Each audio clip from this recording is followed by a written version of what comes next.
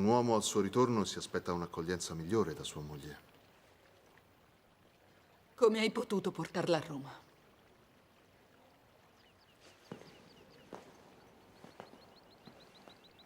L'ho fatto per il bene dello Stato. Cleopatra governa una grande parte dell'Africa. Te compreso.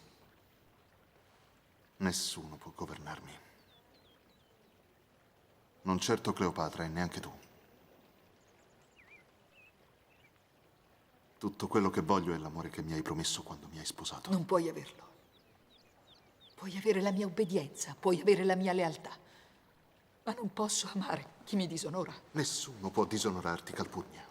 Hai ragione, mi sono disonorata da sola. Quando ti ho preso come marito. Hai fatto un buon matrimonio, sei la moglie di Cesare. Dovevo sposare un uomo diverso da Cesare, perché fosse un buon matrimonio.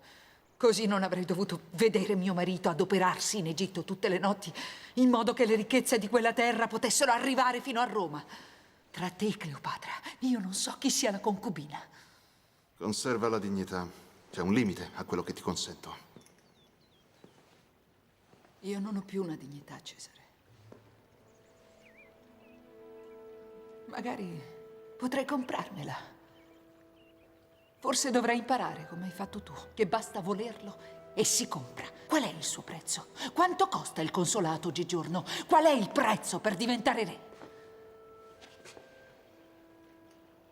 Quando è che la tua speranza di regalare un sogno al popolo è diventata solo pura sete di potere?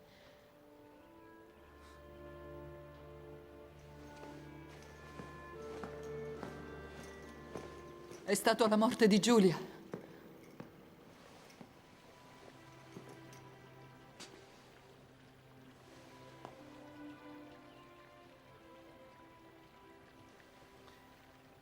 Io non ho altro posto che questa casa.